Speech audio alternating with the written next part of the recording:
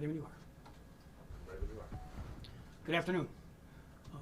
Our office just completed a jury trial that was 4.5 years in the making. It involved 2 separate home invasions that happened in 2019. They were robberies that occurred in Tonawanda in the city of Buffalo about a month apart from each other. 3 people were murdered and 2 little girls were shot when they were attempted to be murdered.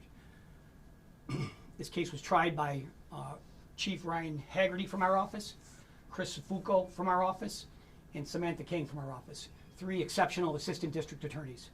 And we are pleased to announce that the jury found the defendants guilty of all 9 counts in the indictment. They were all 7 separate counts of murder and 2 separate counts of attempted murder. I will describe for you what happened in these horrible incidents. One happened on Ebeling in the town of Tonawanda. That happened on August 27, 2019. And the other one happened on September 27, 2019 on Merrimack Street in the city of Buffalo. They're connected by one man who is the perpetrator in both cases and the gunman in both cases. His name is Ernest Green.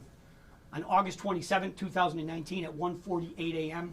at 111 Ebeling Avenue, 31-year-old Danielle Crotacci was murdered in her home in front of her 2 little girls, an 8-year-old daughter and an 11-year-old daughter. The killers then tried to kill the 2 little girls, but by the grace of God, both girls survived. Ernest Green and Danielle Rodriguez were the perpetrators of this crime, and they've both been convicted of various counts of murder. Rodriguez knew Danielle Crotacci prior to this incident happening. They were Facebook friends, and Danielle had just received a settlement in a workers' comp case of about $30,000.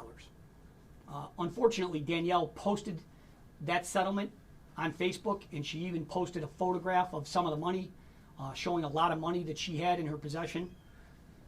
And it is our contention that Green and Rodriguez were motivated to steal that money. They showed up at Danielle Crotacci's house at about 1:48 in the morning, and Rodriguez then tried to Facebook messenger her, and he also then tried to call her using Facebook. When she didn't pick up, they kicked in the door. They kicked in the door and they went into the living room where her 2 little girls were asleep on the couch under a blanket, and they went into the bedroom and they pulled Danielle out of the bedroom and brought her into the family room. Danielle was 31 years old at the time. She was sat on the couch next to her 2 little girls who were under a blanket.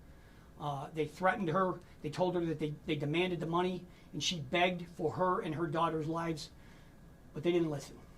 Ernest Green put a pillow over her head, and he put a bullet in the back of her head. He shot her in the back of the head, execution style, in front of her 2 little girls.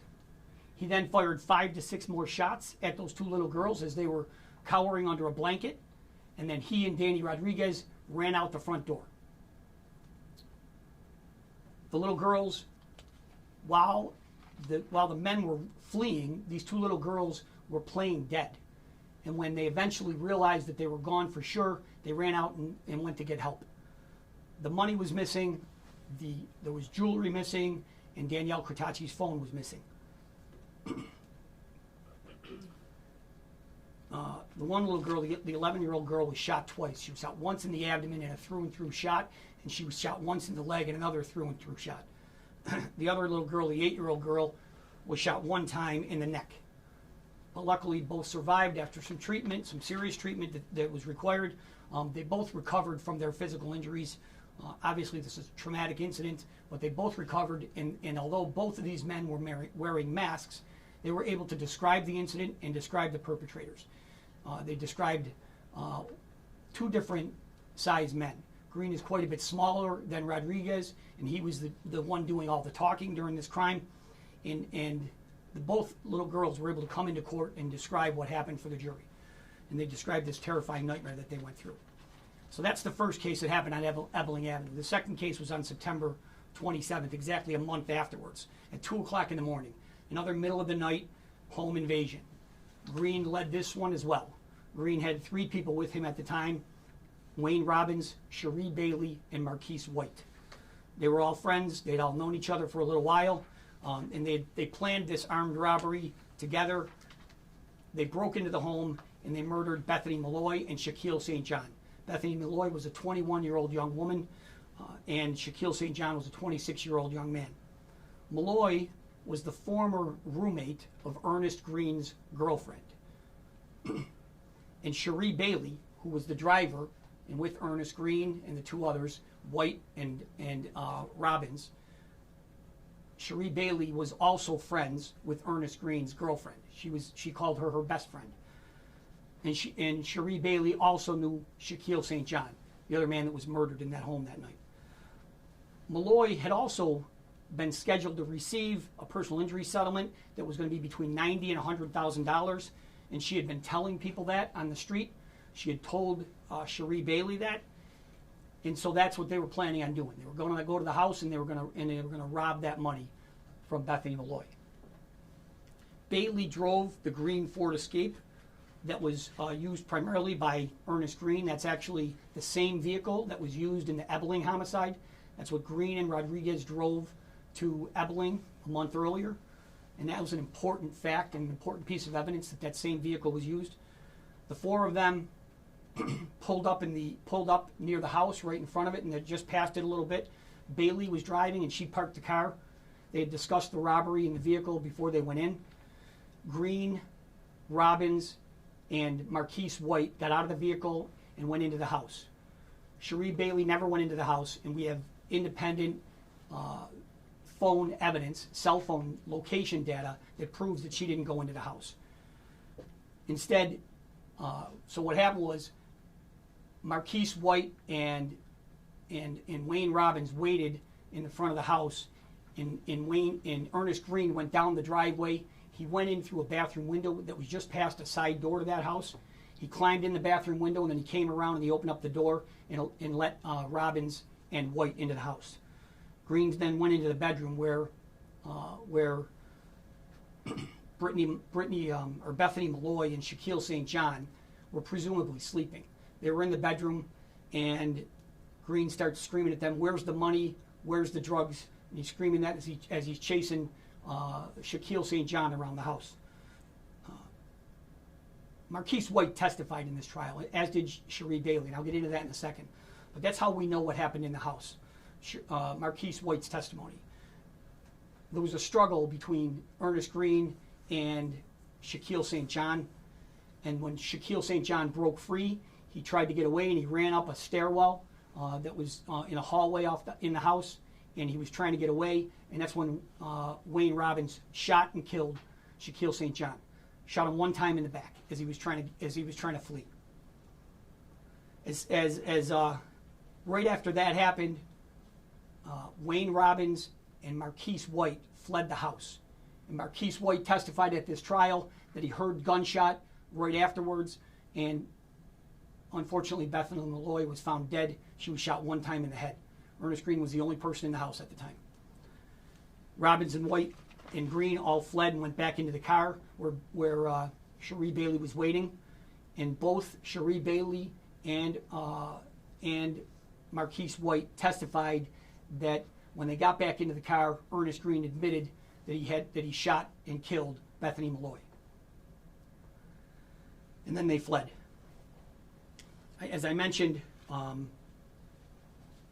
only witnesses in the house in the Merrimack murders were the four people that showed up to do that robbery. We convinced Cherie Bailey to testify at the trial. She did. She testified and corroborated what we had proved by a lot of circumstantial evidence, which I'll describe in a second. And Marquise White also agreed to testify at trial. And he filled in what Cherie Bailey couldn't because he was actually inside the house. So this case was put together.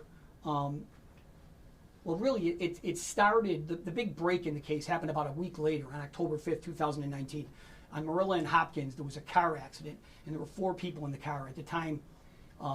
Right before the car accident, Ernest Green and Wayne Robbins were in the car, along with Cherie Bailey and Marquise White. All four of these, the same people that were at the home on Merrimack. Ernest Green, they parked the car right near Marilla and Hopkins. Ernest Green gets out of the car, and then the three people that are still in the car, Wayne Robbins, Cherie Bailey, and Marquise White, are shot at. The car is lit up with gunfire. Ernest Green isn't in the car. That resulted in two of them being shot. Cherie Bailey was struck twice by gunfire. White was badly injured. He was struck in the head, and he remained in a vegetative state for a long time. And Wayne Robbins was not struck. But after that incident happened, that was the same Ford Escape that was used in the other two home invasions, where these three people were murdered. That car was recovered. There was evidence obtained from that car, including a cell phone, and it really started off this investigation in a much stronger way than it had been to date.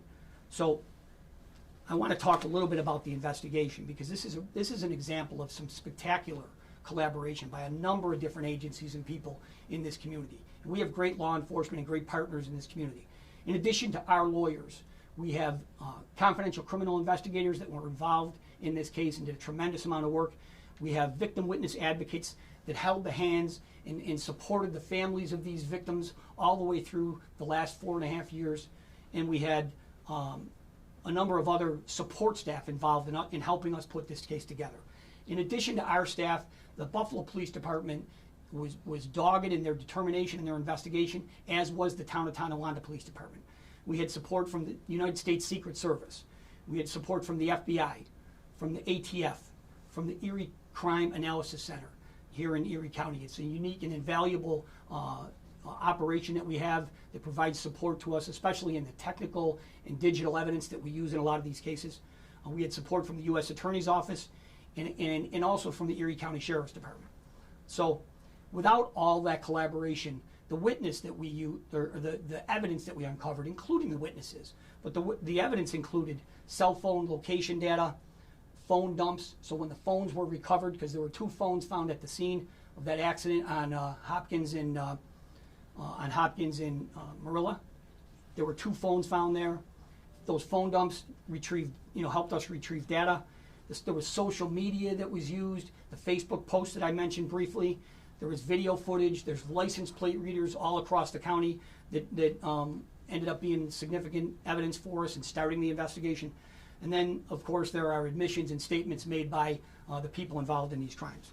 So this was a tremendous effort by everybody involved.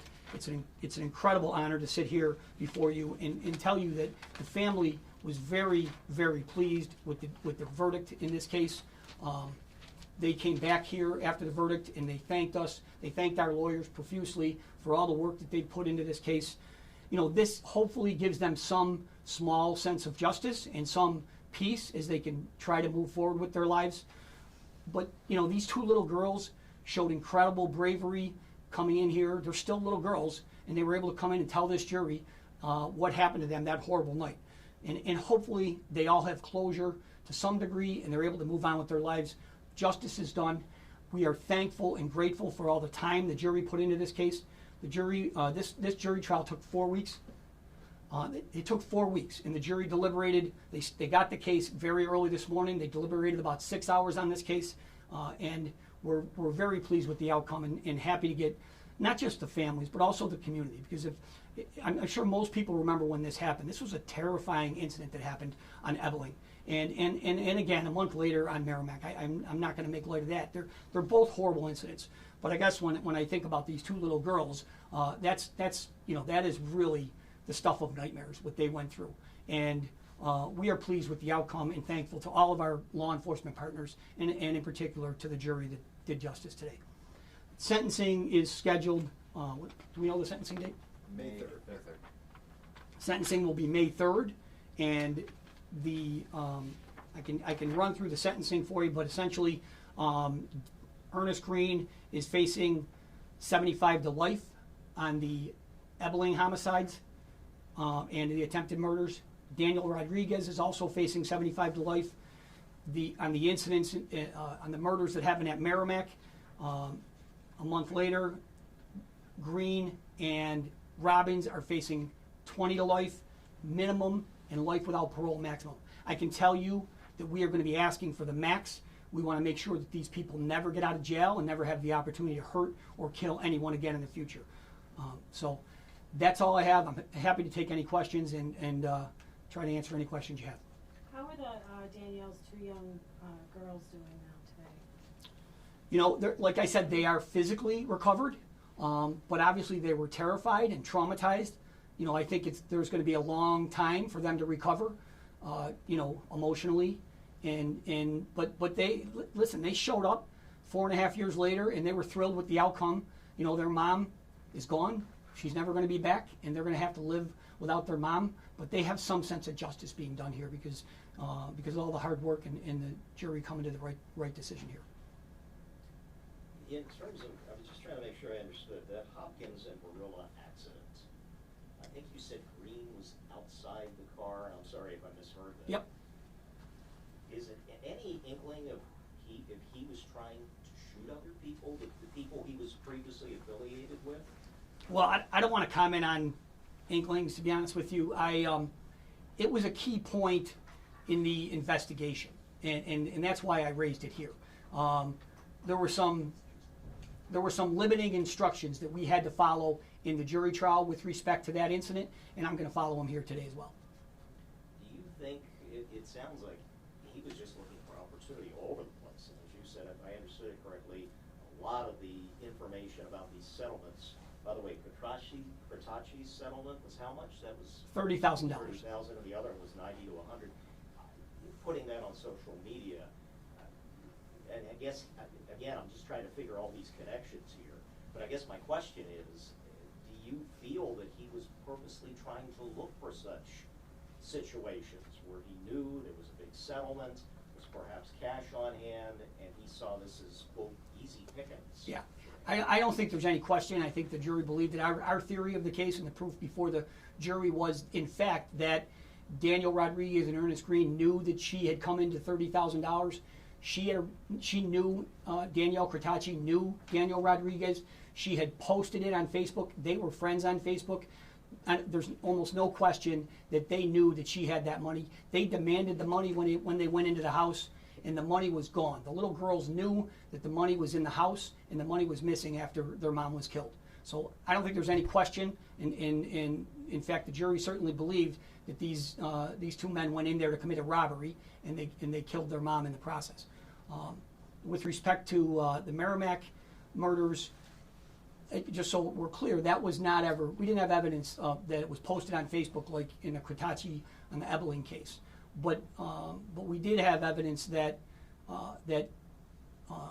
Bethany Malloy had told people that she was coming into a settlement. She hadn't actually received the settlement yet. And what we had put proof on with respect to both the workers' comp settlement in Ebeling and the Merrimack case that involved the personal injury settlement, we had lawyers that represented those two women come into court and testify about those settlements. And even though you know, it wasn't posted on Facebook in the Merrimack incident, we certainly believe that that they went in there to commit a robbery, and that they thought they were going to get money out of that house. Do you think they were looking for more victims down the road? I don't want to comment on that. Okay. You know, quite honestly. Yeah. I mean, the good news is they aren't going to have the opportunity to find any more victims. Were any of the mother's jewelries or her money recovered? The jewelry was not recovered. The money was not recovered. Her cell phone was also taken. You're talking about Danielle Kratachi. Yeah, her cell phone was also taken. What's it like dealing with this on your first week of the job?